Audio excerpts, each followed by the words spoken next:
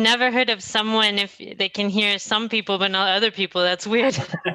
Yeah, that was, and it really is weird now. It's like a Yeah. catch-22 situation we have. That's right.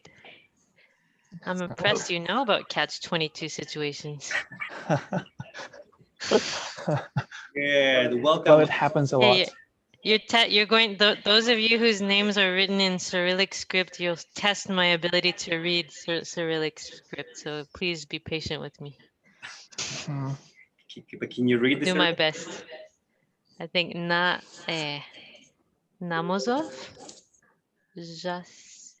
Namozov Jas. Correct. One. It's kind Okay. of daunting, you know, like to deal with this kind of Cyrillic It's a different script, yeah. alphabet. Gilsis? Ilsos? Somehow. Ilsus, okay. Sorry, I'm so sorry for That's messing up okay. your names. Achror? Achror. Arjor. Well, that's hard for me to pronounce separate from the letters. Arjor. Okay. Getting echoes. Ivodulayeva. I'm You know, so it's kind sorry. of weird whenever, you know, native speakers from US try to pronounce these kind of words. Are you telling me not to Don't try? get me wrong. See, the thing is, you're not used to, English speakers are used to every type of accent and pronunciation, and you're not used to that. So it's fewer non-native speakers trying to speak the language. You know, I have the same problem with pronouncing Swahili accent, you know, like, no, African language we have in the middle of African continents. They try to communicate with each other by making sounds, you know, instead of just pronouncing the words. Yeah, well, you know. I was actually trying to pick up a few like phrases, but it's kind of like awkward. Did you travel to Africa? Is that why you know this? No, just like, interest. Yeah. Cool. How many participants are we expecting? I think they are trying to join us. Soon we will have lots of participants. Okay, great. Perfect. I think we need to give some time, you know, like. Yeah, no problem. In the meantime, you can enhance your reading skills at the same time, pronunciation skills. Yeah, my reading Cyrillic is needs work. But I learned because I had a case involving Russia and lots of Russian documents, and I learned from names because I knew what the names were. I knew what the names were, so I was able to read it, right? It was like my Rosetta Stone. But so at least you can identify the names, the meaning of names. More or something less, like this. Yeah. More or less. Like Volkov. Yeah. And so you know the real meaning of Volk? Well, your names are also not Russian, so that's an added complication. I think Russian names are more standard, and they mostly end in V or Va, and they have the patronymic with ich in the middle or ovna, or it's more standard. And the first names they have, you know, they have only a few common ones. So how about the accents Russian people have? Well, I don't speak Russian, but for me it's easy to understand. English accent they have, you know, like. Oh, no, yours is not the same. Kind of like rough, coarse accents they have. Have you ever noticed this? Like, you know. Yeah, Russian accent is very specific, and you can recognize it right away. Yours is not like the same. Yours is different. Okay, thank you. Russian accents are very how to say? Like intimidating, something like this. No, not at all. Threatening. No, no, no. That's not what I mean. No, not at all. No, it's not tone. It's more like the words that, like the R, their R is rolled, for example. So R, right? Oh, and their I, they pronounce I always like E. So you can tell like each. We go to So each day we, And also they don't, I don't know if Uzbek has articles like the and but Russian doesn't, as you probably know, so they have trouble with that in English. well, frankly, we don't have any like article in our language, especially in our grammar. So maybe you have the So same difficulty. But you can usually tell a Russian speaker if they do that, like instead of the dog goes to the park, for them it's dog goes park. So you can, or they know, but sometimes they forget. So you can usually tell a Russian speaker. Same with a Chinese speaker. So It's have you ever been interesting. It's to interesting. have you ever been to Uzbekistan? I mean, have you ever visited I have Uzbekistan? never visited Uzbekistan. This is the closest I've come to visiting Uzbekistan. It's like any one of these Central Asian countries, Never, like Kazakhstan. never. I'm sorry. Hopefully after this pandemic, that will be possible. But one of the benefits, obviously this pandemic is causing terrible suffering everywhere, but this is a benefit. I think if there's a benefit, is everyone now around the world is used to this technology, and obviously I wouldn't this wouldn't be possible for me to come to Tashkent just to give a lecture, or for you to come to Canada just to attend a lecture. It's not feasible. It's usually Yeah, by the way, more. how about the situation in Canada regarding this pandemic? Like, is it getting better or something like Yeah, worsening? it's not like in the US, we don't have as many vaccines, so I still didn't get mine. But I mean, I guess it's getting better. It's not the best, but it's getting better. How about there? We are somehow trying to cope with the COVID-19 by introducing like Sputnik 5, a Russian vaccine, Yeah, you have trying the to Russian one. vaccinate Yeah. all the people in Uzbekistan. But I think it is going to be useless. Like, what's the point of introducing vaccines when they Well, if it have works, no it's useful. effect? Yeah, oh, you're saying it's not established that it works? I don't know. I don't know about that one. We have the Pfizer, the Moderna, and the well, they removed the AstraZeneca.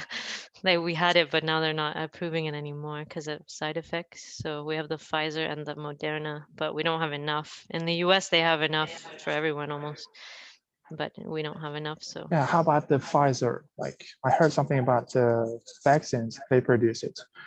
So do they have some side effects? Like. so far, no, but who knows in the future, right? So we need to wait, right? Maybe in 10 years we'll find out. So far, no. My husband and my parents got that one, the first dose of that one. So that's that. When because my dad is 83 years old and my mom is 77. So obviously they're very high risk. So when they got the first one, I felt much better. But we'll see. Yeah. We'll see. Okay. How about other languages? Where did Mr. Oibek go? Sorry, I was just he left. No, he's right I'm here. teaching oh, okay. Oh, you're on the same feed. I didn't realize that. Yeah. Are you also the teacher then, or? Exactly. I thought you were a very, very keen student. Got it. So you do I teach look the like a course. student? You teach the. No, well, you are young, but no, I'm not. I didn't say that. You teach the course together then? Yeah, especially Nice. ESP courses, legal Nice. English. Cool. Very cool. Okay, so I'm sorry for a little delay. I had to just take care of some business there regarding the paperwork, the bureaucracy. Well, sorry. Yeah. Well, welcome, Myriam. Am I Thank you. pronouncing your name correctly? Yeah, perfectly. Appreciate it. Thank you.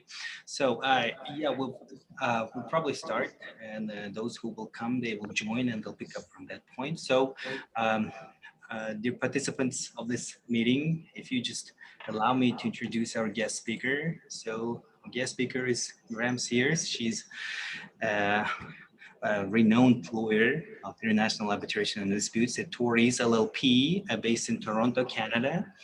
And she one really interesting thing about you, Miss Miriam, which got my personal attention, is that I've realized that you can actually speak 5 languages.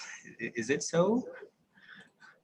5 languages, impressive, impressive. So Miriam is fluent in Portuguese, Spanish, French, English, um, Italian.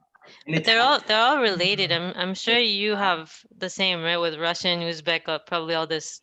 Probably many people speak a lot of Central Asian languages because they're similar, they're related.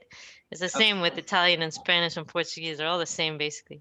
I would call I them was modern expecting Latin. Chinese language as the last language, you know, Yeah, like but that one I don't. I'm more of an intermediate. I wouldn't say I speak. ni hao, something like this. Ni hao ma.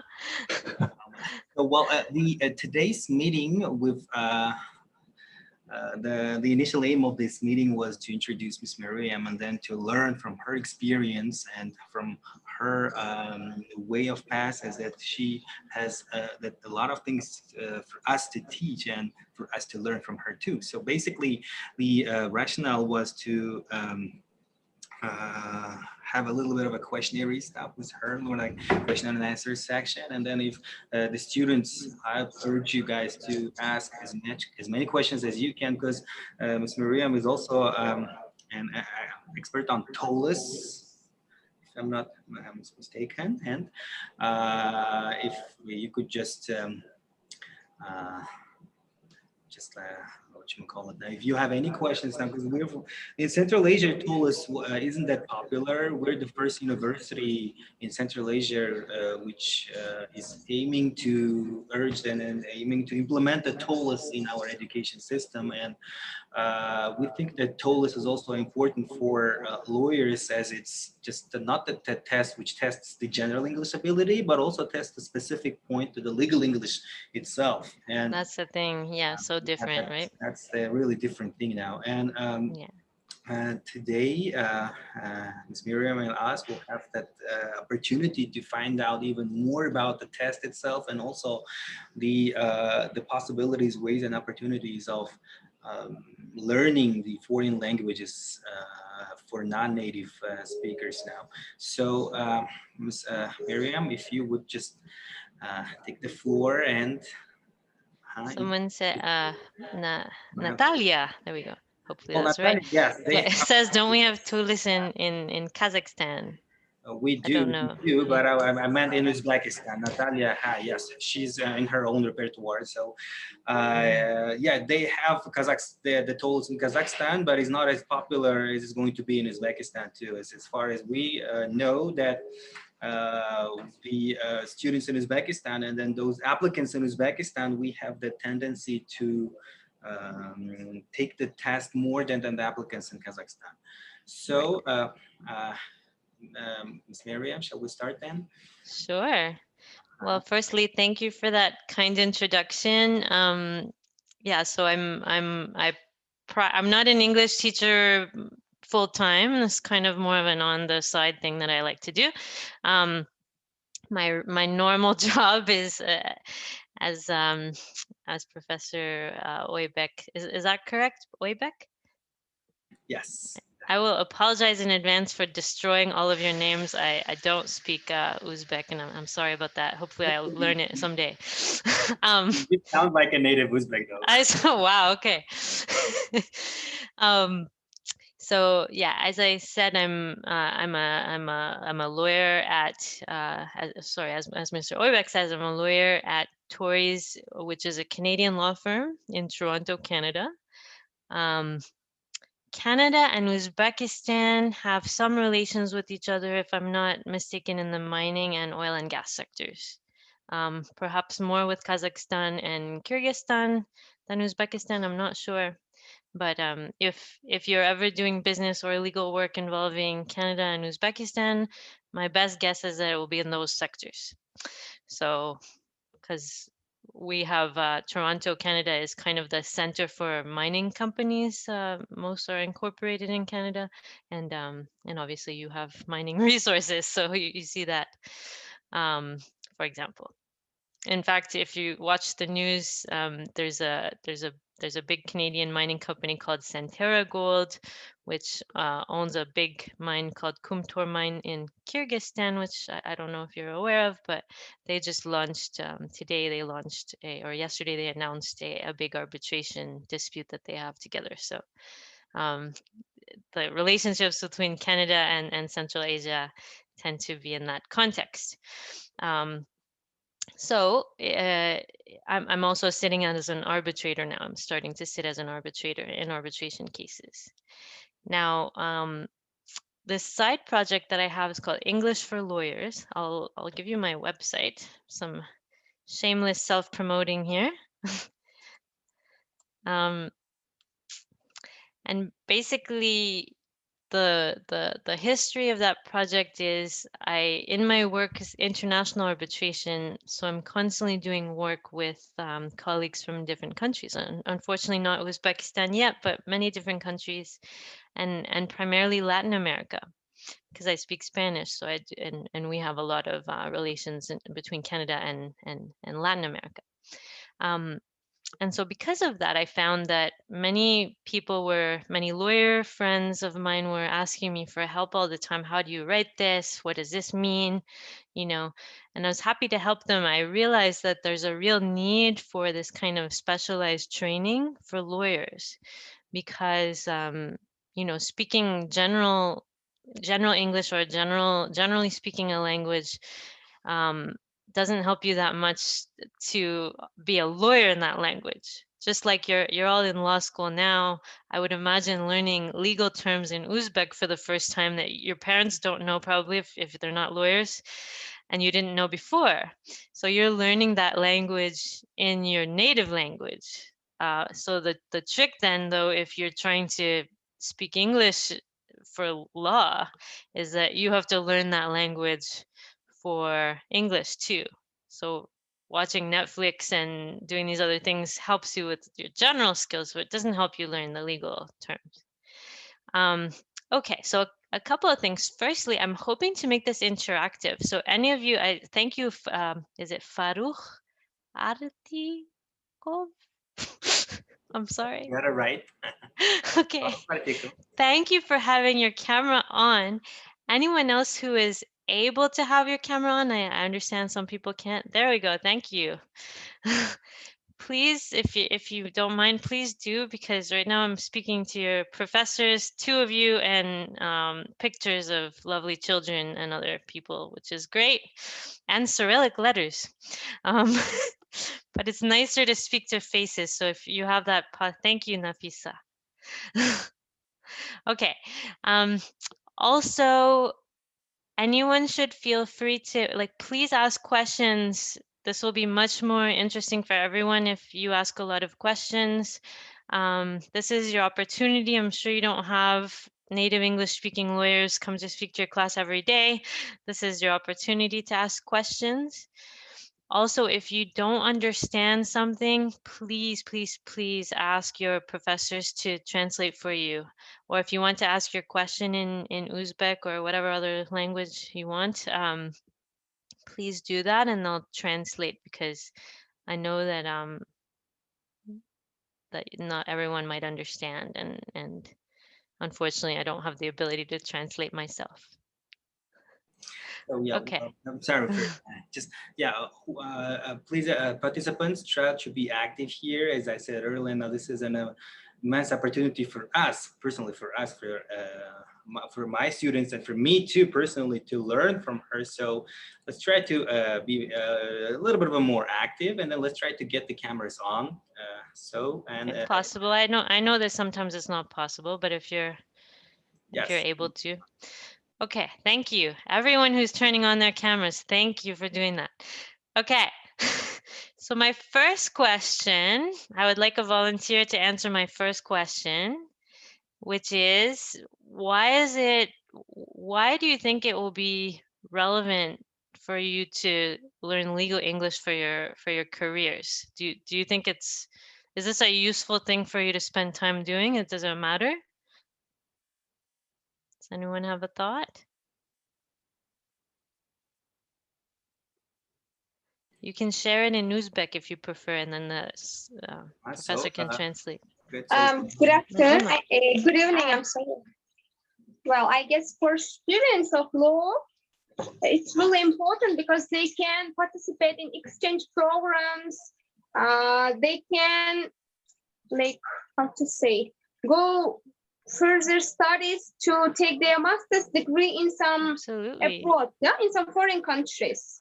Absolutely. As for me, I'm a teacher of this university, and that's why it's really important for me. Yeah. First, I should understand each term. What does it mean in order to explain it further to students? Yeah. That's exactly right. Thank you for making that point. So for students, if you're interested in doing either an exchange program during your studies or an LLM, many law students go on to do an LLM degree after their main law degree. And, you know, it's always very helpful for that program to be from outside your country. So you have that different experience and you learn new things and you have that. It helps them to open up new career prospects. Yeah, let's say. Yeah, absolutely. Opportunities for their future job. Absolutely. And in the chat, Natalia says, because you'll work on this language, exactly. It's a way for you to practice as part of the program. Vocabulary and concepts that are specific to your profession, right? So again, the normal English class that you took in high school is very useful, but not for this, not really. Any other, so we learned about why Umida? Yeah. May I? Oh, excuse me. Maybe Umida first and then. Okay. Thank you. I'm so Just Rano. Oh, Drano, that's much easier. Thank you. Okay, you put your last name first. I understand. Okay. Umida first and then Drano. Yeah, well, actually, learning legal terms are important for students' career if they are studying law, regardless of the country, firstly. And the main reason behind this is the rise in globalization. Exactly. And in order to talk to them regarding legal matters, they must adapt their language, legal language. Exactly. And English used in law that is particular to that country exactly. And exactly about writing. And we know that each word is significant. It's a significant tool in the law. Absolutely. Unfortunately for lawyers, I mean, it's even more important than, say, for doctors or engineers, right? Because they speak medical or they speak numbers, which is much more internationally, you know, it's much easier. Lawyers speak words. Contracts and laws and constitutions are made from words, not numbers, not math formulas, right? And so, that's why legal language has a great vitality in the study of law. Exactly right. I'm sorry. Rano. I'm so sorry. Rano.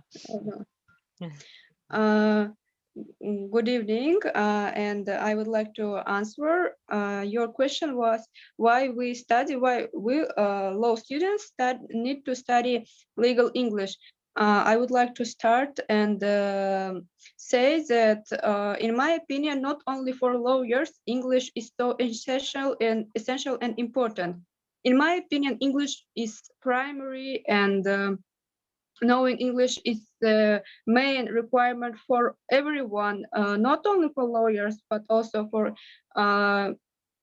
economists, for teachers, because English nowadays, it is a lingua franca, as we know, and we cannot imagine our future life without English. Exactly. No, and lingua And franca is exactly the right term that you identified. So, at various points in the history of the world, different languages have been the lingua franca. And many of you probably speak Russian, I would imagine, and your language is written in Cyrillic. That's because very recently Russian was the lingua franca for your part of the world, I think. But now for the whole world, English, unfortunately for it means people, because international it's quite language, yes? difficult. Sorry? Oh, excuse me, it means international language, yes? It means the language that is used to communicate between people for whom that language is not their first language. So yes, international language in a sense, but a lingua franca is a language that is used to communicate across cultures. So it could be a regional lingua franca, or a worldwide. Nowadays, because of communications, for example, allowing a Canadian to address an Uzbek classroom in real time, the world's communications has made it possible for one language to be used as a lingua franca everywhere in the world. And as I say, unfortunately for you, it's a language from a small island in Western Europe that makes no sense. Yeah. But it is what it is. Nobody here made that decision. That just happened by accidents of history. So, and what do you think? How do you think when you work in law firms, if some of you go on to work in law firms, how are you going to use English there? Will you use English there? And if yes, how? Yes, of course. We must know English, and because we wanted to be not only lawyers and will be lawyers in Uzbekistan, but we want to participate in international process also, and how we can work on international area if we don't know English. Exactly. I've never worked in an Uzbek law firm or worked with one, unfortunately, but my guess is, if it's like a lot of other countries in the world, your country is growing economically quickly and receiving a lot of foreign investments and doing a lot of business with different countries. Um, and so if you're lawyers in a law firm, you'll constantly be working with lawyers and clients from other places. Now, Yes, maybe not if your criminal lawyer is only doing local things or family law, or those types of things, maybe not. But any lawyer is more commercial, is going to be working a lot with foreign clients and with foreign lawyers. yes, And guess what? Most of them will not be native English speakers either. But because English is the lingua franca, you'll be using it. Like, for example, if you're working with a Chinese client who wants to make an investment in Uzbekistan, yes, someone says they have to leave. No problem, no problem at all. If you're working with a foreign a Chinese client, just for example, who wants to build a big building in Tashkent, I don't know, um, advising that client, you're probably speaking to them in English. You're communicating with each other in English. And so that will mean lots of emails with the client, phone calls, Zoom meetings, and I think you'll find the main thing that you'll end up doing is actually explaining Uzbek law to them in English. And so in my experience, what ends up being the most important skill for lawyers from around the world to learn is how to explain and translate their own laws, their own legal concepts in English, which is maybe a little bit different from what you might think. You might think, oh, well, I need to learn American legal concepts, or I need to learn British legal concepts. You know, maybe that's interesting for you to know. Maybe yes, but really that's not what, no one will ask you for an opinion about American legal concepts. What they want to know is about Uzbek legal concepts, but they want to know it in English. better to write with Chinese since it's usually difficult to understand their speech. Yeah, well, that's a good point where when people are communicating with each other from different cultures, sometimes you can, it can lead to some confusion, right? Especially, again, when you're talking about legal concepts, they're complicated. And maybe you have a legal concept in Uzbekistan that doesn't exist in China, you know, so not only, even if you find the right word, maybe they still don't understand. So you have to, you have to, you have to, you have to learn the skill that's really important for all of you to learn more than any other skill is how to take your legal concepts that you are learning in law school now and explain them in Uzbek, because that's your program and that's what you'll do kind of internally, but then also explain them in English, because that's what you'll do when you're dealing with the outside world, outside of Uzbekistan. Does that make sense? And more than any other thing, that's what you need to do. If you're learning concepts like you're learning about American law, or you're learning about British law, or you're learning about any other law outside, I found that the first of all, that may be very interesting from a theoretical academic perspective, but the use of it is mostly for comparison purposes. So you could say, for example, we have this concept, this is what it's called. It's a little bit like this other concept that exists in the UK. So then people can understand it that way. But again, so really what I think you need to be focused on in your learning and in your practicing is, how do I take what I'm learning in law school and explain it in English to someone from not from here? Does that make sense? It does. It does make sense. And one more thing, Miriam, as we all know, that the important element of English itself. It's just not that all the time I'm speaking part of English, but also the writing is also essential for Yeah. English too. And when it comes to writing properly, writing accurately, we have these challenges primarily in our like region in Uzbekistan and Central Asia too. So it's kind of a difficult for us to explain our thoughts academically in written passages. So, and we all know that you have this a website. Good, you keep this blog there, and like, and then what do you think now? Is there any way that we can improve this part of English by using like real-time chats or blogs? Sure, absolutely. And I think one of the, so obviously there's my blog, which you're all welcome to read. I sent the link. But law firms from around the world, not just the English speaking ones, but law firms everywhere publish updates constantly. If you go on their websites, they're publishing updates about legal developments in their jurisdiction. And they tend to be quite short, and if they're done well, they should be easy to follow. So these are good models for you to rely on and look at. If I can take the liberty to send you the one from my firm, I'll do that. I think we have a model from my firm that the firm marketing people have make us follow, which includes kind of in response to what the professor is saying. The requirement is to be very clear at the beginning. Here's, you know, here's 2 lines. If this is the only thing that you read, you know what you need to know. And that's really, I think, summarizes when you're speaking with foreign audiences, what you should try to do, for many reasons. One of them is that everyone is so busy. Nobody wants to spend a lot of time reading stuff anymore, except academic people. If you have business people, nobody, like if an email is longer than half your phone, it's too long. Nobody wants to read long things. So you really need to capture people's attention quickly and find a way to explain your point very, very simply.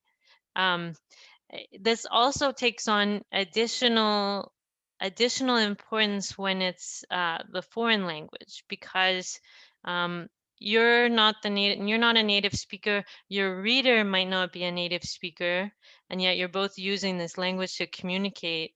But it's not the time to be using, you know, fancy structures. I find it, and this may be the case for Uzbek, I don't know, but many cultures where they're only used to writing for their own Like basic co-citizens, routine for their stuff. own community. Uh-huh. Yeah, you tend to use extremely complex structures because you never, like I would imagine when a poet or a writer, a novelist is writing in Uzbek, they're not thinking, well, you know, a foreign language speaker will be reading this. Probably not, because it's not a language that many foreigners learn. Even Russian is like this, and Russian is a language that foreigners learn. But you have this mentality that you're only writing for your own community, and so it doesn't matter. So English is not like that, because English is this kind of, if you know the expression lowest common denominator, it means you have to find the portion. The English language is big, but you have to find the smaller portion that everyone will understand, including you. So it's actually good news. It's good news for you, because it means nobody expects you to write like Shakespeare. No, nobody wants you to write like that. That's not the point. The point is to write with the kind of the smaller part of the language that is precise and to the point and easy to understand. So why don't I take the liberty to share then a model, if I can do that. Do I have Professor Oybek, do I have the ability to share my screen? Yeah, okay, great. If you just bear with me for one moment. I will do more self-promotion this time of my firm. And why don't I show you, just in case you've never done this before, kind of how to find law firm blog type writing, which I agree with the professor is a very, very good way of for you to get exposure. And it's also a good way for you to learn kind of the current concepts, right? Because these law firms are writing about what happened today, not what happened 10 years ago. What are the current legal issues? You can imagine that right now, COVID effects on contracts, COVID effects on employment law, COVID effects on everything, insurance, virtual hearings, virtual contract signing, whatever. So if you were looking for this, you could pick any law firm you want. So here I've picked my own law firm in Canada. So you Google it. Just I go to its website. And you see here right away on the front page, this is like blog content, right? So I'll turn here. I could click here, but the kind of the section of the website that's devoted to this is here, Insights. Insights. So we go to click on Insights, and we have various articles here. Why don't I pick one that might be a little bit relevant to Uzbekistan, which I think oil and gas. You have oil and gas, right? If I'm not mistaken. No, maybe. We do, yes. So let's pick that. Plenty of gas there in Uzbekistan and in Central Asia too. Yeah. You have resources, so does Canada, so we have this in common. So I picked that, and then so you have this. Now you see here, it's not a big long 5-page thing. Here's 2 sentences. Few sectors have as far-reaching an impact as oil and gas around the world, including a significant influence on Canada's economy. Get our take on the state of global oil and gas and its relationship to the sector in Canada. So what's this about? This is my law firm explaining, here's what we think that you need to know about this sector in Canada. Period. Very simple, right? And then let me find an actual.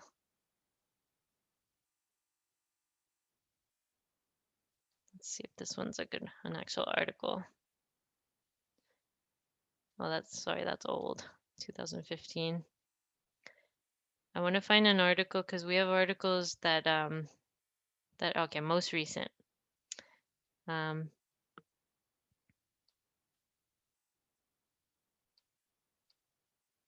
don't know why this red line is here.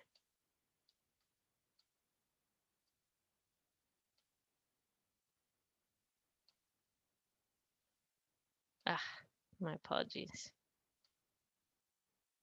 Here, okay, I found one.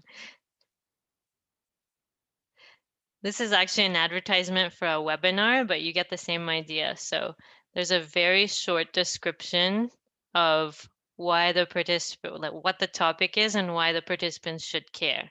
So whether you're looking to buy a business or sell, or you're looking to sell, there are a plethora, okay, big word, that means a lot, of human resources issues that need to be considered before deal negotiations begin. Join Tori's lawyers for this series as they unpack some of the key HR, so human resources issues, both purchasers and vendors need to be aware of when planning for transformative deals.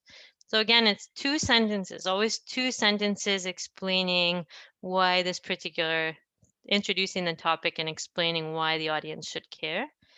And here we have bullet points explaining the kind of the key issues that will be addressed. You see overall it's quite short and you have the lawyers involved. So these, my point in showing you this is I think these types of law firm publications are useful for you. And if you make it a habit to just go and, maybe every morning while you're having your breakfast, find an article from a law firm, a short, it doesn't have to be long, short article, one that fits on your phone screen and read it, then you'll not only learn language and structure and you have models, but you also learn about current topics in the law from around the world, which is also so it's language and it's also content. Hey, so yeah, well, I totally agree with you. Well, see, we have this thing that for me, the best way to learn, well, it might not be the same for others too, but personally for me, the best way of learning the chunks of the language is through reading now. Well, for some Absolutely. it might be by listening, or for some by watching movies, or so by writing, for some by memorizing just routine drilling of words. But I learned the big chunk of my language skills through reading now, and I also urge my students to read a lot, and then I urge them to read the authentic materials now. So in our Absolutely. case, this is the legal English, and I always tell my students to read more of that legal English contexts and the passages, the articles, or follow these blogs now where they discuss these legal concepts, legal cases, precedents, and so. And and I don't know, just wanted to ask your personal and professional opinion now. So, what do you think now? Would it be the proper way to further? Well, when one is learning English, let's say the foreign language in English, so they reach some certain level. Let's say that level is like intermediate level now, so they can understand, they can read, and they can partially express themselves. Of course, not an advanced level, Yeah. but also they can. But for those who reach that level now, so would that be the good idea to further improve their English proficiency by reading and also using and practicing those words they've learned, the ideas and words they've learned from that passages? Then would that be a good point? Absolutely. Well, I can only speak from personal experience. That's how I've improved in all the languages that I've learned. I've taken the liberty in the chat to send you the link to a blog post that I wrote about how to improve your English when you're busy. Because actually, mostly you're law students, you're also busy. Mostly, I work with practicing lawyers who are, extremely busy. And so my piece here is about how to find these little pockets of time in your day and what to use. So hopefully that's helpful. I completely agree with the professor that the key is exposure. I was at reading, absolutely. I would also say listening is equally important because it's 2 different skills. Reading prepares you for writing and listening prepares you for speaking. And if you read without listening, then you're not going to know how to pronounce anything because English isn't written the way it's pronounced. And so, and if you can find content where it's both written and spoken, so maybe it was a podcast and you have the transcript of the podcast, or a film with subtitles, or I usually actually dictate my blog post for that reason. So I write the blog post and then I read it on audio for people to follow, because it's really both things that are important. In terms of, so that works obviously for general English, you're watching movies, listening to music, talking with friends, whatever. That's all very helpful, reading. reading a book, maybe reading whatever you are interested in. But for specifically for legal purposes, though, you have to have the content that is what you're trying to learn. So in terms of reading, I think these types of law firm publications I was just talking about are perfect because it's the kind of the right level. It's not too long. If you start trying to read complicated textbooks from law schools or even court decisions, those are good things, but you might get lost, you might get frustrated, and it's long. So that, if that's what you like to do and you want to do that, then fantastic, good for you. But I think it's not very realistic for most people. I think most people could read a short article from a law firm that is, again, the length of a phone screen. That's not too much to do in one, and if you make it a habit, for me, it's always about habits. It's like, brushing your teeth or getting dressed in the morning. You don't think about it, you just do it. If you have a dog, you walk the dog. It's like these are not decisions that you make in your day. These are just things that you do. So if you turn this little advice into something like that, where I get up, I have my coffee, and while I have my coffee, I read whatever, something from whatever Freshfields has published today. It doesn't matter. If you have a specific, most of you will choose a specific area of law that you want to specialize in. So say one of you wants to specialize in mergers and acquisitions. You can set alerts on your phone. There are various ways to do that, for your phone to send you, or for you to receive an email with articles about that every day. And you can say to yourself, you know what, every day I will wake up, and before my day starts getting crazy with assignments and phone calls and emails and everything else, I'm going to read this article in English every day. And you'll see results, I promise you, if you're disciplined. And it can be 10 minutes, it can be 5 minutes, it can be 3 minutes, as long as you do something.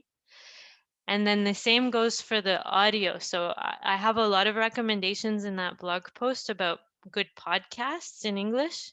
Podcasts are, I would say, 80% responsible, 80% responsible for me learning the languages that I've learned. More than reading, actually, because I want to speak those languages. I don't only want to read them. And for speaking, you really need listening. It's the only way. Otherwise, your accent will be all wrong, and nobody will understand you. Especially with English, because English is not written the way it's pronounced, unfortunately. So if you listen a lot, then necessarily you will eventually find that you can speak about those same topics you've been listening about. It will happen with time. One day you'll, like with me with Spanish, one day I realized, oh, Spanish started coming out of my mouth. I was like, wow, this is cool. When the day before, no. So eventually there's just this clicking that happens. Anyway, so the podcasts are very helpful for that, and they can be short too. Like if you have a dog, walk the dog and listen to a podcast about law in English. If you have this elaborate routine at night where you brush your teeth and you do things to your face, do that. Whatever, like, period of your cooking, maybe you have to cook dinner, you can listen to a podcast while you're doing these other things. Or you have to walk to school when school is physical again. You'll have to walk there from wherever you live, probably, or drive there, or whatever, take the train there. Listen to a podcast at the same time. That way you're finding efficiency. You're doing two things at the same time. Natalia wants to know if I have Gary Bourne's podcast. I wasn't aware that Gary Bourne, you mean the arbitration professor? I wasn't aware that he had a podcast, but that's very good to know. I will look for that podcast. Very interesting. The ones I recommend here, I'll show you my blog post if you want. It basically sets out, my recommendations. So I don't have more to say about the matter except what I wrote here. But I see here, so I put a recording of the post. So if you want to listen to the post at the same time.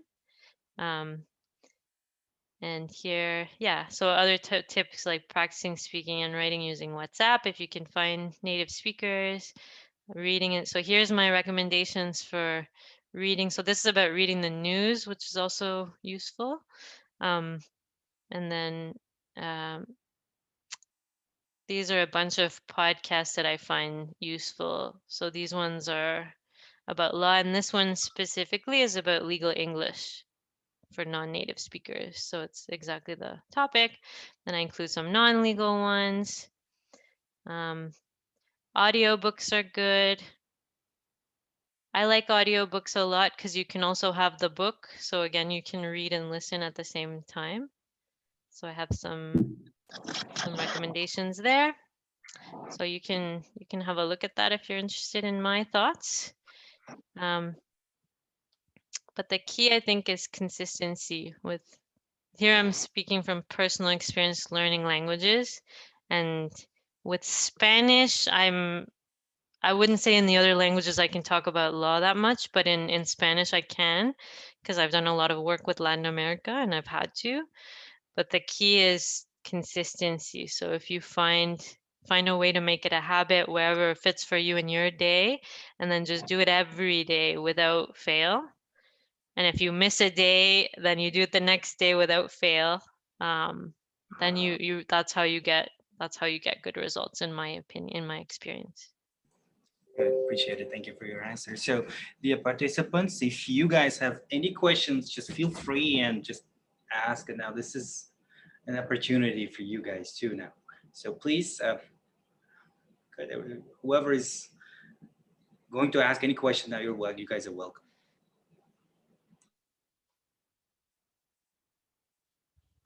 Okay. Yes. Now we'll probably have to start that little bit of an interesting topic for us. That's the topic of the TOLAS. Yes, the TOLAS. The TOLAS. So is that a good gesture? You know what I would say? So I have a few thoughts about exams. So I took a Spanish language exam from the Cervantes Institute, which is the Spanish, is not legal, but the reason I did it was for external accountability. So if you're the type of person who's very disciplined and can do what I just said and study every day, and you don't need any, any external encouragement, then that's one thing. For many people, it's actually helpful to have that external encouragement. And so if you've registered for an exam, you've paid for it, you paid money for it, you want to make sure that you get a good grade on it, then that encourages you to study. So for me, the exam is more about that. The certification itself, I don't know. I don't know that the TOLAS might provide some kind of external validation, sure. I think if you're applying for international law firms, it's not enough, unfortunately. I don't think they would say, oh, you have the TOLAS, so that's enough. We don't care. We're not going to ask you anything more in English. But it's a good kind of starting place. It's a good kind of validation that you at least have a certain level. And again, it probably has helped you study. So it probably has helped you increase your general level just from helping you study, right? Helping you make sure that you're studying. It also covers a wide range of topics. And so if you found that in your own self-study, you were only going towards the one topic that interests you the most, let's say, I don't know, mining. You want to be a mining lawyer, so you're always reading about mining law, which is fantastic. But the TOLAS will actually encourage you to read about other areas as well. So that's helpful too. What would I recommend, TOLAS or Illuminate? So Illuminate is I don't know too much about it. I know it's a course from the UK. I don't know if it has an exam. I think it might be by the same person, if I'm not mistaken. I think this is it, right? The same person that wrote Illuminate is right as the TOLAS. Yeah. The Miss Catherine Mason. Yeah. She's the head of the Global Legal English back in the UK. Yes. Yeah, well, you're right. The Illuminate is just an open online course for those. It's for course, yeah. It's probably a good course. I don't know. Yeah, it is a really good course. I've taken it. Well, majority of people from my department were able to take that course too. Well, it really is a good one. But for those who, as you said, that starters to bilingual English too, who've just entered to this sphere, it doesn't give us the full perspective of the whole concept of legal English. Like it doesn't provide with a lot of terms, but it does give us the basic concept of what the legal English is and what we should be facing if we want to further pursue the legal English itself. And it could be a good course to prepare for TOLES exam as well. Yeah. Look, I guess what I would say is you have to really look at yourself and think about several things before investing in these types of things. Firstly, you have to think about what is my objective? Is my objective to work in a law firm in Europe? Is my objective to work in an international law firm in Tashkent but with foreign clients? Is my objective to go do a PhD program at a university? Like, what is my objective? Why do I want to do this, and how do I plan to use English in my life? Because that affects how you should learn it. And then I think you need to look at what kind of a learner you are. So I've always been a self-learner for languages. I've never once taken a language course, believe it or not, except in school where you have to, right? But I mean, beyond school. I've always been very independent, and I learn well that way. However, with registering for the one exam that I did do was helpful in helping me really focus, but I still prepared for it by myself. And I should say I never took a language course. I have private teachers, I have private tutors, but not in a group. But some people don't learn well that way. Some people learn better in a class, in a structured program. Like, it really depends on how you learn best, and you have to look at that. How do I learn best? What works the best for me? Because in the end, you're here and you want to be here. So you have to be really self-aware and know, how do I get from here to here? What works for me? And so I think these tools can be very useful for some people. I also think, however, it would be a mistake to think you can do them and then you're done and you don't have to worry about it anymore. I don't think that's right. I think it's a tool, one tool. Good, thank you for answers too. So, dear participants, Farouk, I think of also the man with the camera on. So yes, thank you, Farouk. anyone got any questions now? Okay, like maybe Farouk has a question because he's been on camera the whole time. He is a pretty good boy. So Farouk got a question? Oh, there's a Myriam. Hello, name twin. So Farouk, please welcome. Oh, we can't hear you.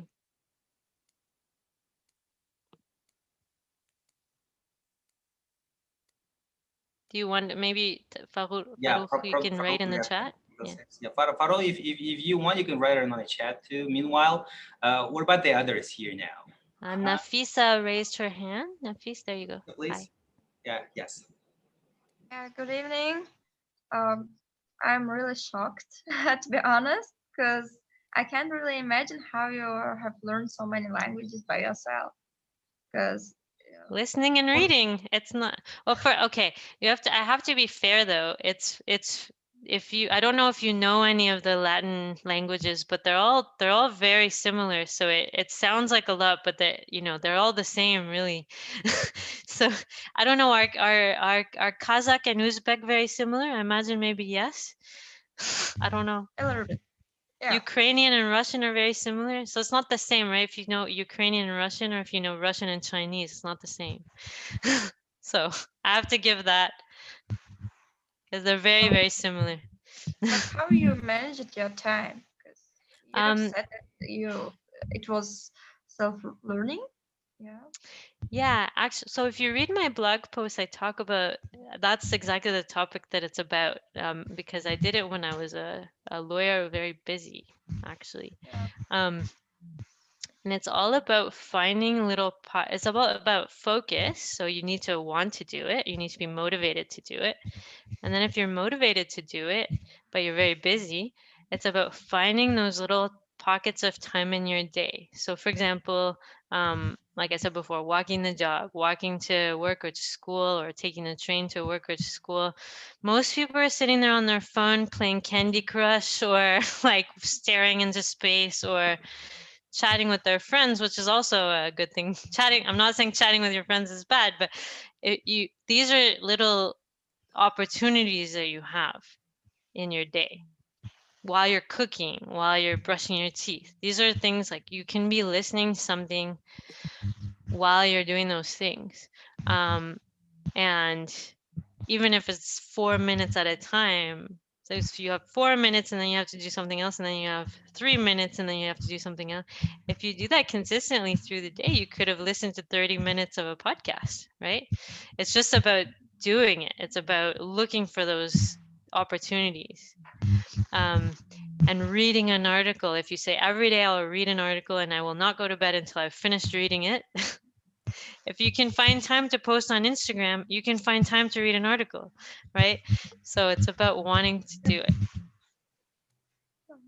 Thank you. People seem to have no problem finding time to be on TikTok and Instagram. It's amazing how that works. Yeah, you're They have right. all the time in the world for those things. I thought that there is some tips that we don't know, and you know. So Well, that's it. Finding, I mean, it's not magic, but being disciplined about finding time, finding the wasted time. That's my strategy. I think Farouk has a question, and then Mirjon Beck has a question in the chat. So Yeah. who wants to go first? Farouk, do you want to go first? Well, Farouk says that his microphone is the problems with Farouk. Oh, your voice. Would you like to write your question in the chat? Yeah. Okay. And then Mirjon Beck says, what are the benefits and drawbacks of training alone in a group? And what challenges have you faced? So I think it's about, it's more about the fact that different strategies work for different people, and everyone has their own learning style. So it's not one method works for everyone. I think what you have to do, if you don't know your learning style, what I would suggest is try a lot of different things and see what works best. The strategy that works best is the one that you stick with. So if you sign up for a course and you don't have time to go, or you don't want to go, and then you give up the course halfway through, that's not a good strategy for you because it didn't work in your life. Whereas if you sign up for a course and you love the course and you're always doing all the homework because you really enjoy it and you're really learning a lot, then that's a great strategy for you. It's about finding what is gonna make you do it, especially if it's not something that you're being forced to do. It's something, especially for your lifelong learning, right? You're not gonna be done learning after you graduate law school. You want to continue learning on your own time and for your own self, not because anyone is forcing you. You really need to have that motivation. And so it's about finding, well, what is going to work for me in order to have that motivation to actually do it. And that's the solution. If you're actually doing it, you're doing it consistently for long periods of time, and you don't hate it, you actually like it, then that's the right strategy for you. And if you haven't found that strategy, keep looking for other strategies until you find one that works for your life. That's my advice. Appreciate it. I really like the idea of lifelong learning, though. Like it really is right on the spot, though. So, and one more thing about this whole process of learning languages now. So right now, well, you probably know what IELTS test, right? Like, well, of course, can question is that? Well, everybody knows what IELTS is. It's so hard, is what I know about it. It is indeed.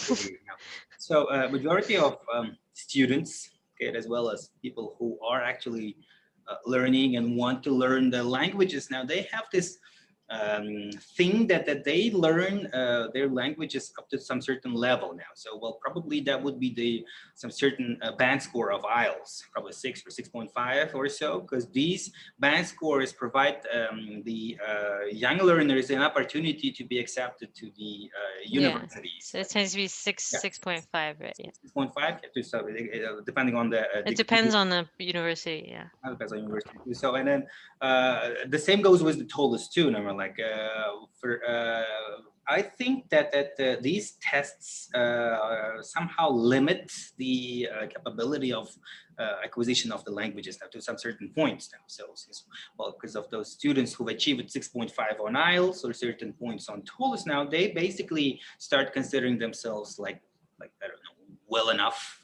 Yeah. I mean, like their language, and then they probably stop learning now. And then the idea of lifelong learning now, so lifelong developing the skill itself, because to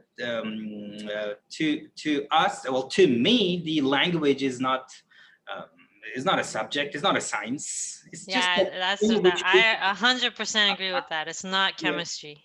we just have to get adapted to these things, and we just Yeah. have to find that way which will suit us well, and we have to develop on that path till we achieve that fluency level too. For sure. Good. Well, like I agree with you, but it depends on motivation, right? What if, like, if I don't know, if you're a lawyer who just wants to do criminal law in Tashkent, I don't know how much English is useful for you. Maybe it is. I don't know. But like, so if that's your life and that's what you want, then that's fine, right? Not everyone in the whole wide world needs to learn English. I'm not saying that. But for if your objective is to have an international career, if that's what you want, including one where you live in Tashkent but you work with foreign clients, which is also an international career. Like I live in Toronto and I work with foreign clients. It doesn't necessarily mean you have to leave home, on the contrary, but just one where you're exposed to the world outside your home. If that's the kind of career that you want to have, then you have to be practicing English every day forever. I'm sorry, it's like you're not finished ever.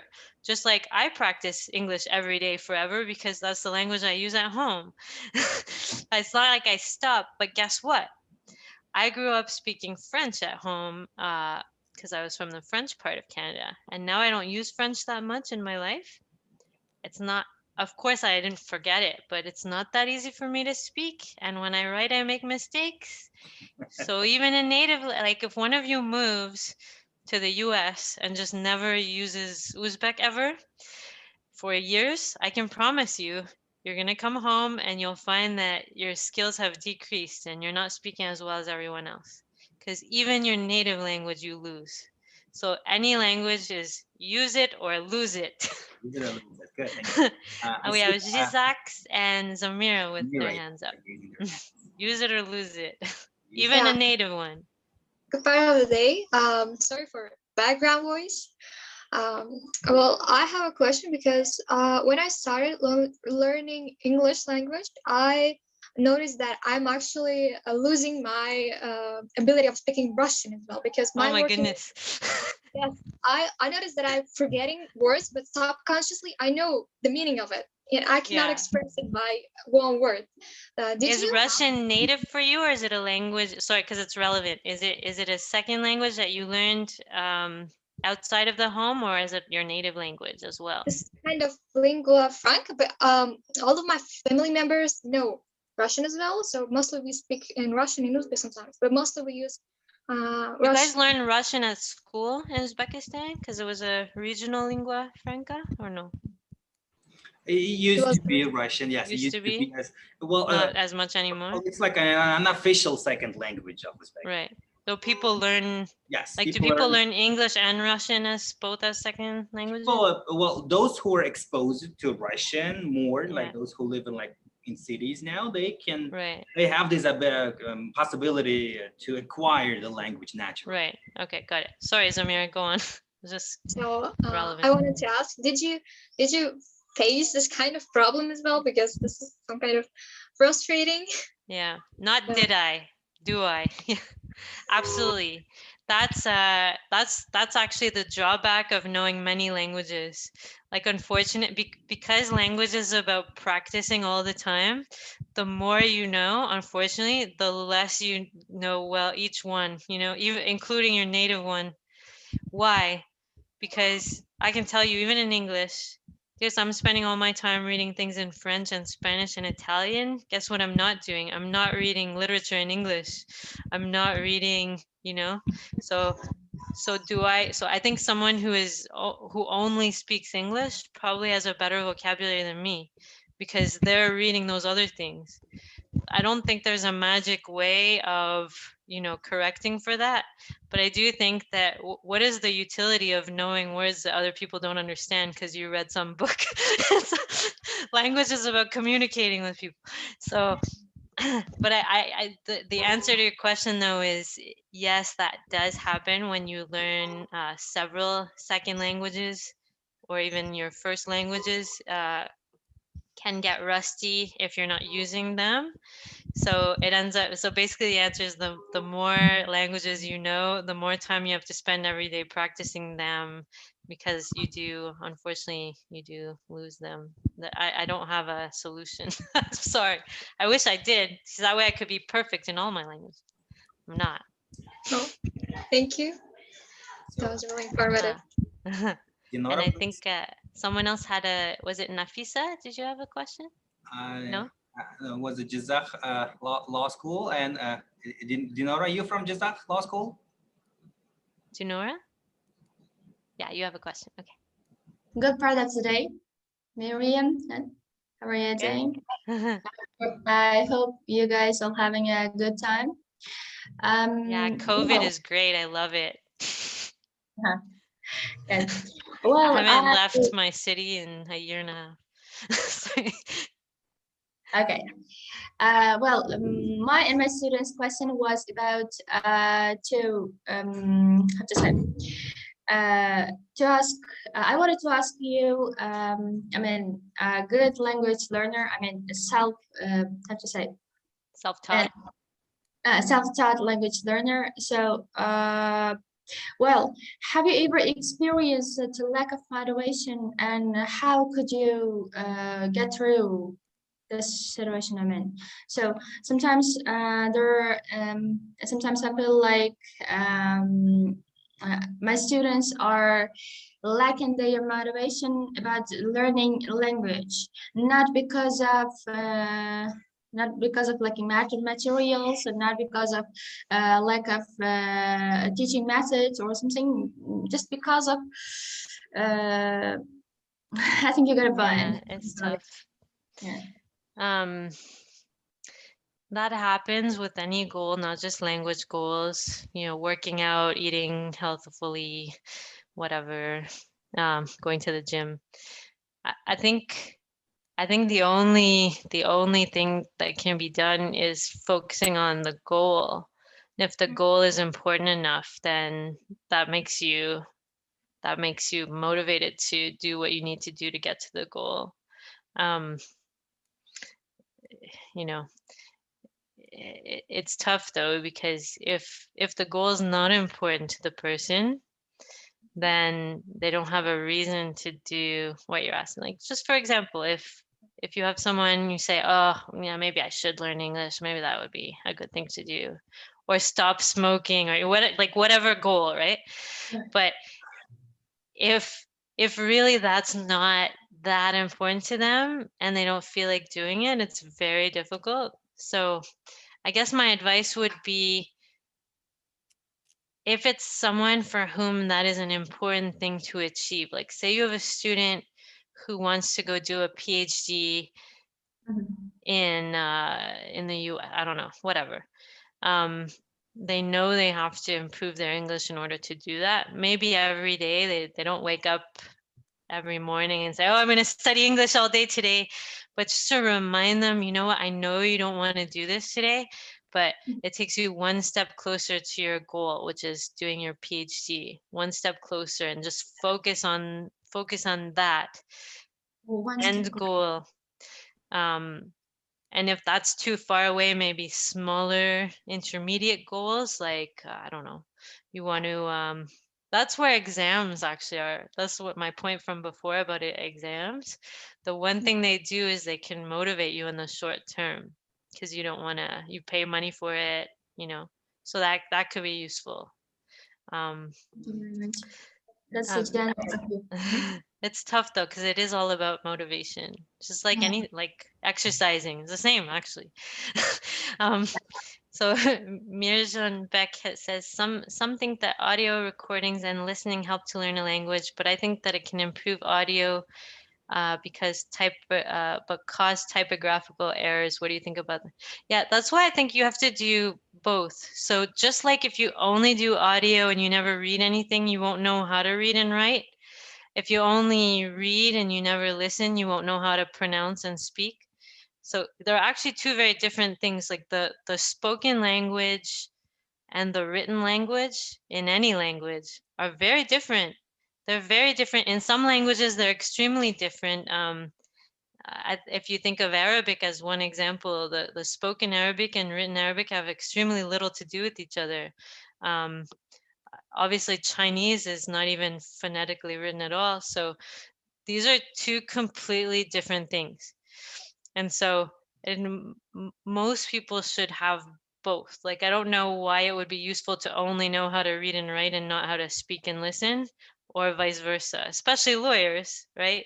So actually, only speaking and listening can be useful for languages you want to learn for tourism reasons, for example. And Chinese is a really great example because it's actually very difficult to learn how to read and write that language. And so it's a perfectly legitimate thing to say, oh, you know what, I'm only going to learn how to speak so I can order in a restaurant. That's totally fine.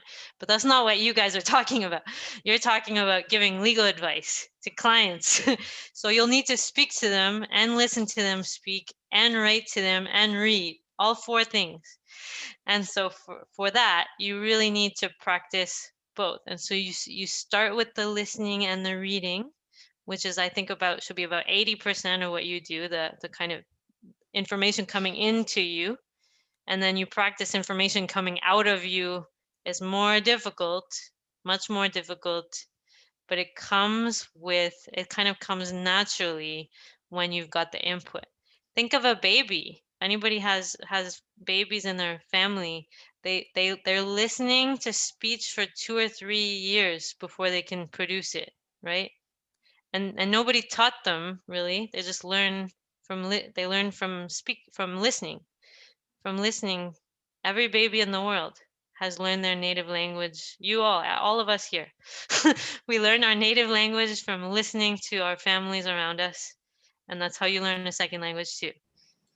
True, very true, very true. So that's like the whole concept of natural language acquisition. Natural language acquisition, exactly. Good. So I guess Mohira has a question. She's raising her hand. Mohira. Oh yes, sorry, Auntie Nora as well. Yeah, Mohira. Mohira, I guess. So well, if your mind. Maybe Nora. There we go. Oh yes.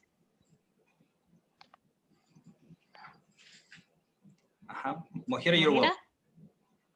Good afternoon, everybody, and good morning, Mrs. Myriam. Thank you. I think it's morning in Toronto. It's 10 o'clock, yeah. Yeah, my question is related with French, as you mentioned you know French too, yes? I'm not mistaken? Yeah, I'm native in French before English even, yeah. How important is French in legal sources? I don't think it's very important unless you want to go to France. You'll see though, one interesting thing you'll notice as you learn about legal English is actually there's a lot of French terms in legal English. The reason for that is England was under French rule for many years, and French was kind of the prestige language in Europe for a long time. There are a lot of French, you probably know that there's a lot of French words in Russian, right? And parts of like Anna Karenina are written in French because the emperors and all the kind of the high upper class people were speaking French as a prestige language. So you'll see, my point is you'll see French in other languages, but in terms of actually speaking French, it's not very used outside of like France and Switzerland and Belgium and parts of Canada. I'm giving this question because learning French is harder than English because in French there are words when parler, the voice are when many people are make it hard to learn it. So Yeah, last question. if you want to learn a Latin language, I would go with Italian or well, actually Spanish is the most useful one because it's actually the second most spoken language in the world after Chinese. So you can cover a lot of the globe with Spanish. um, it's also a lot easier to learn, in my opinion. But yeah, French is, I mean, people like French because of that history, because people like France, people like Paris, I don't know. So yeah, if you want to learn it for, personal interest, that's fair. But in terms of helping you in your career, I don't know. Not unless you want to go work there. Yeah, I wanted to ask about it. Thank you. Thank you, moderator. So, Nora had. good. Dinora, I believe she asked her question earlier. Saw has her hand up then, and then Show has a question in the chat. Then, Dinora, did you have another question? No. Okay. No, I guess. So Show says, please give ideas about boosting English writing for the IELTS. The IELTS is annoying. Well, the reason I think that also is it's not really legal content, so they're more the same for the TOEFL. They're more focused on I don't know, social science and science typically than law. So you end up having to read texts from those areas. I think you can find a lot of IELTS training material. I think it's the same advice, a lot of reading, like for the IELTS writing, a lot of reading content that is the content that they test, those types of material. Like I think it's a lot of isn't it a lot of it's a lot of science and social science, like history and I don't know.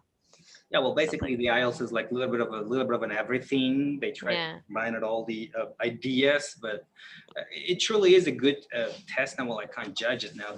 It was also done by professionals of the realm, but yeah. Anyway, but my concern is that IELTS somehow restricts us.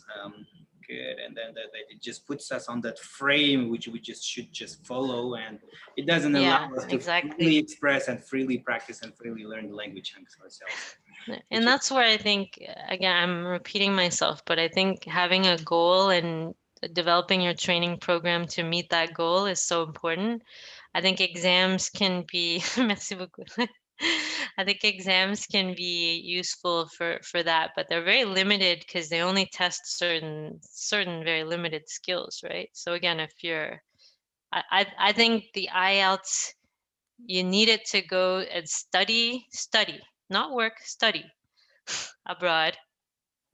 And depending on the university that you want to attend, they have different score requirements. So if your goal is to go and study at Oxford, a PhD in law or whatever, it's SJD they call it, then you're going to have a very high IELTS score. And so you should be focusing on that, every day practicing for that, because that's what they need. But if your goal is to work in an international law firm in Tashkent with foreign clients, actually that's not that useful for you. Really, what's much more useful is to develop these kinds of skills in being able to understand and explain, what you'll do by what you'll get by these strategies of reading a lot and listening a lot. And then if you do that, if you are reading and listening to content in English from all over the world about a variety of different legal topics, when a client from Argentina calls you and asks you to explain, some provision about Uzbek oil and gas law, you'll be much better at actually answering their question. If you have spent your entire time studying for IELTS, it won't really help you that much answer their question. So that's my point, is what is your end goal, and develop your program in order to meet that goal. Motivation is one of the key elements to move people to their goal faster than any other element, which we know. But if the person always has to be under the paper, what will your advice be to escape this situation and find right way not to lose the goal for learning the language? I don't understand under the paper. Can somebody explain what that means? Is one key element to like overwhelmed maybe? Work a lot. Oh, do you mean like if you have a lot of work to do in the rest of your life and you don't have time? Yes, yes. Got it. Yeah, so read my blog post because that's what it's about. It's here, I'll post the link again in case you don't have it. But that's exactly what it's about because that's what I had to do and continue to do because I'm busy in my work. It's about finding periods in your day that currently could be used more efficiently, like walking the dog, or even when you're exercising, most people listen to music and that's fine, but you could also be listening to podcasts. If you're again walking to work, brushing your teeth, everybody has periods of time in their day when they're doing things where you could also be listening to a podcast. And then reading, I like to read over breakfast. Like when I'm having breakfast, I like to read. So for what I did is I read most people start the day reading news. It's a good practice for being a good global citizen. So read it in English. Easy. Read the New York Times and the Washington Post and the British newspapers or whatever you want, but read the obviously you want to read your local news in Uzbek, but you can read the international news. You can read it in English. I have links to some of the common news sources.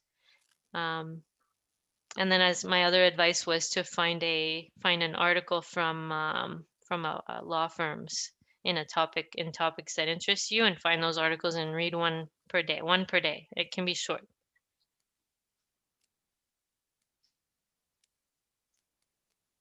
Thank you.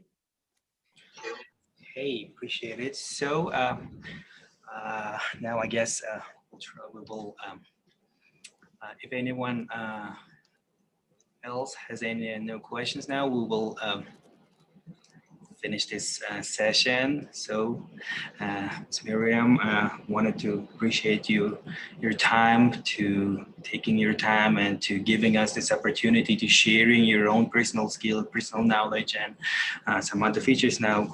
And just wanted to quote the words of Henry Ford. He said that the best friend is the one who brings out the best of us now. So you helped us to bring that best of our feelings in terms of our knowledge in terms of the languages now. And another feature is that now you should be sure that whenever you come to Central Asia, there is someone who you can rely on. I'm so grateful for That's that. I really don't think it's appreciate it. appropriate to say that there are good things about the pandemic because of all the suffering, but this is a good thing about the pandemic. I put well, first of all, thank you so much for having me. This is really cool and wonderful, and I'm really glad to be able to meet all of you. I put my email address, and this is my English for Lawyers email address. And if you want to contact me about arbitration or mining law or any other thing, you can use my, actually just use that email and I can forward it to my other accounts myself. I have to leave you then if we're quoting Henry Ford. Totally unrelated to this particular topic, but my favorite Henry Ford quote is for obviously the person who invented the automobile, for those who don't know. It's more about innovation and about constant development and not caring too much what people think. He says, if I had asked my customers what they wanted, they would have said a faster horse. Indeed. So innovate and don't worry about the people who are small-minded. Be big-minded. Okay, well, have a wonderful evening. I'll have a wonderful day, and I'll hope to see you all again. Another time, and good luck with your careers. It's exciting to be a student. I miss it sometimes. Appreciate it. So, okay, thank you. Have take a good care. day. Goodbye. Thank you very much. Bye bye.